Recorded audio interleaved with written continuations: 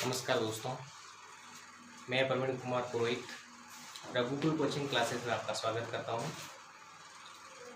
अपन पढ़ रहे थे कक्षा 12वीं की लेखा शास्त्र, जिसमें अपन ने 2 पार्ट तो पढ़ लिए हैं। 2 पार्ट तो अपने हो चुके, आज तीसरा पार्ट है। अब तीसरे पार्ट में अपन पढ़ेंगे आज साझेदारी के प्रकार। साझेदारी के प्रकार पहले अपन ने पढ़े थे साझेदारी का परिचय, और उसमें पढ़ा था अपन ने साझेदारी का अर्थ एवं परिभाषा। फिर उसके बाद में साझेदारी की विशेषता, साझेदारी के अधिनियम, साझेदारी की आवश्यकता, और उसके बाद में साझेदारी संलेख क्या है, उसमें क्या क्या बातें होती हैं। फिर इसके बाद में साझेदारी संलेख के बाद में लागू होने वाले नियम। ये तो अपन ने पोर्शन पढ़ लिया है। आज अपन स्टार्ट करेंगे साझेदारी के प्रकार। साझेदारी कितने प्रकार की होती है, तो सबसे पहले देखिए, दायित्व के आधार पर, दायित्व के आधार पर। फिर है समय के आधार पर, समय के आधार पर। तीसरी है उद्देश्य के आधार पर, उद्देश्य के आधार पर। और चौथा अपने आधार है वैधता के आधार पर।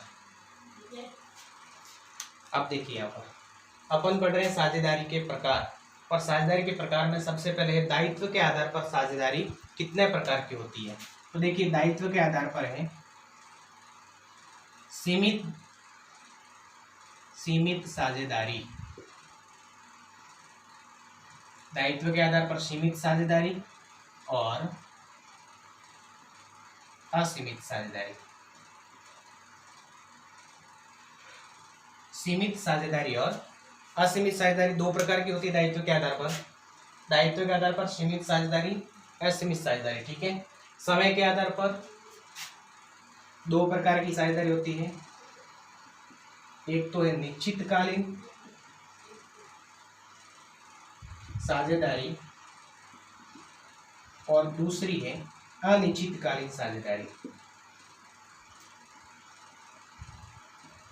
अनिश्चितकालीन साझेदारी। फिर उद्देश्य के आधार पर, उद्देश्य के आधार पर है ऐच्छिक साझेदारी और दूसरी है विशेष साझेदारी।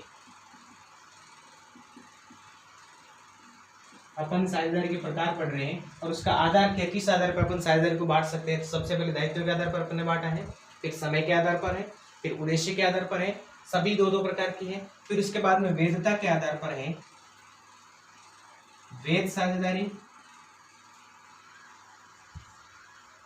और दूसरी है अवैध साझेदारी। ये है आपके साझेदारी के प्रकार। सबसे पहले देखिए, साझेदारी के प्रकार अपन पढ़ रहे हैं दायित्व के आधार पर। दायित्व के आधार पर 2 प्रकार की साझेदारी होती है। सबसे पहले दिए अपन को समझना है कि दायित्व कितने प्रकार के होते हैं। दायित्व कितने प्रकार के होते हैं। दायित्व 2 प्रकार के होते हैं। एक तो सीमित दायित्व होता है और एक असीमित दायित्व होता है। सीमित दायित्व और असीमित दायित्व, ठीक है।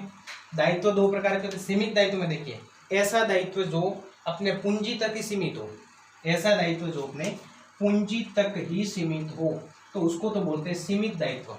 और ऐसा दायित्व जो अपने पूंजी तक नहीं, निजी संपत्ति के ऊपर भी दायित्व प्रभार रखता है, उसको बोलेंगे असीमित दायित्व।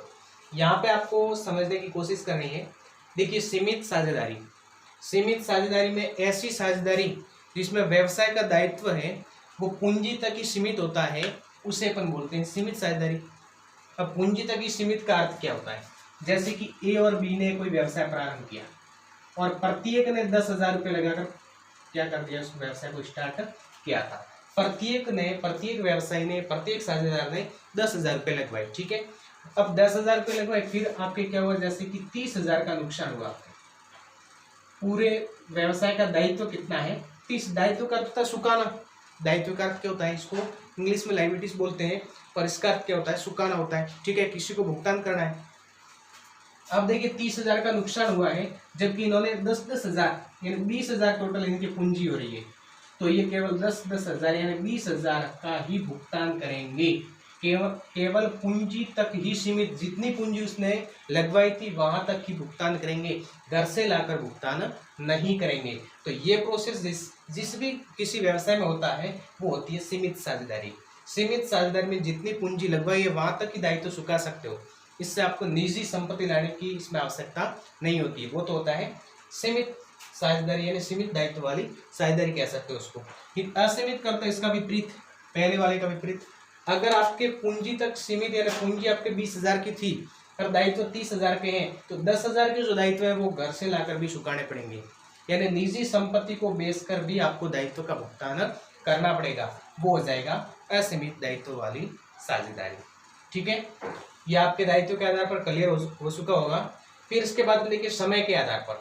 समय के आधार पर एक होता है निश्चितकालीन साझेदारी। निश्चितकालीन का अर्थ है जैसे कि आपको कह दिया जाए 5 वर्ष तक व्यवसाय प्रारंभ, 5 वर्ष तक व्यवसाय संचालित करना है, तो आपके 5 वर्ष निश्चित किए हुए पहले से, 5 वर्ष क्या हुआ है पहले से निश्चित किए हुए हैं, तो 5 वर्ष कंप्लीट होते ही साझेदारी क्या हो जाएगी, स्वतः ही समाप्त हो सकती है, या फिर सभी की सहमति से अपन आगे भी संचालित कर सकते हैं। वो तो होता है निश्चितकालीन साझेदारी। जैसे कि 1 वर्ष के लिए कोई साझेदारी होती है तो उसको निश्चितकालीन साझेदारी, उसका टाइम होता है, समय होता है, वो क्या होता है, निश्चित होता है।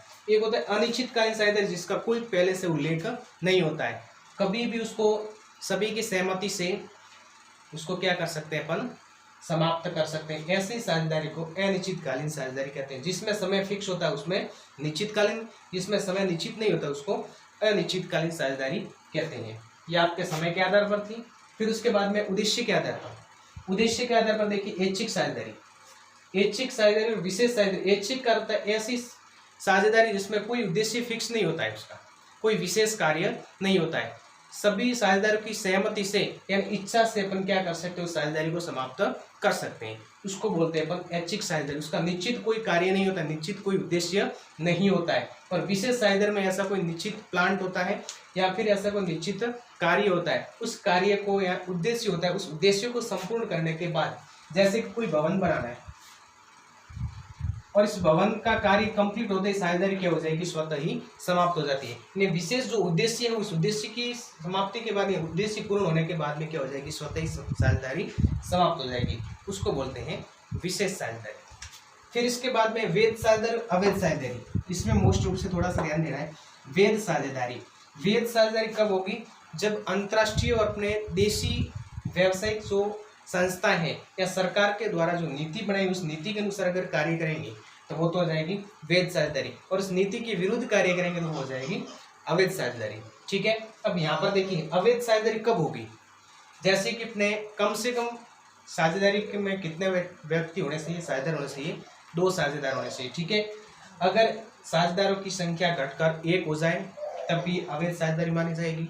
ठीक है, या फिर किसी न्यायालय के द्वारा इस पर मुकदमा कर दिया जाए, या फिर उसका जो उद्देश्य है, जो व्यवसाय का उद्देश्य है या फिर व्यवसाय जो संचालित करते हैं वो अवैध है, जैसे कि शराब का व्यवसाय चालू है और शराब सरकार ने क्या कर दिया, उसको अवैध कर दिया व्यवसाय को। ठीक है, तो उसको अपन बोलेंगे अवैध साझेदारी। ठीक है, इसके बाद में अगर आपके संख्या अधिकतम जैसे कि 50 मानी हुई है, अधिकतम कितनी, 50 सदस्य होने चाहिए, लेकिन अगर 50 से अधिक हो जाए तो भी अवैध साझेदारी हो जाएगी। फिर एक अपने नियम होता है शत्रु राष्ट्र का, अगर आपके साझेदार है, शत्रु राष्ट्र का नागरिक है और वो आपके पार्टनरशिप में सम्मिलित है, तो भी आपकी साझेदारी क्या मानी जाएगी, अवैध मानी जाएगी। ठीक है, इसी के साथ में आपके साझेदारी के प्रकार क्या हुए, क्लियर हुए। वापस एक बार देखिए, दायित्व के आधार पर है 2, समय के आधार पर 2 है, उद्देश्य के आधार पर और वैधता के आधार पर। दायित्व में आपको ध्यान रखना है कि पूंजी तक सीमित होता है उसको बोलते हैं सीमित साझेदारी, और जो पूंजी तक सीमित नहीं होता है उसको बोलते हैं असीमित साझेदारी। समय के आधार पर 2 है निश्चितकालीन, जिसका कोई निश्चित समय होता है वो साझेदारी निश्चितकालीन है, और जिसका कोई समय निश्चित नहीं होता वो अनिश्चितकालीन। उद्देश्य के आधार पर जिस साझेदारी का कोई उद्देश्य फिक्स नहीं होता उसको ऐच्छिक साझेदारी, और जिसका विशेष उद्देश्य होता है उसको विशेष साझेदारी कहते हैं। वैधता के आधार पर जो सरकारी नियमों के अनुसार कार्य करेगा वो वैध साझेदारी, और जो नियमों का उल्लंघन करेगा उसको बोलेंगे अवैध साझेदारी।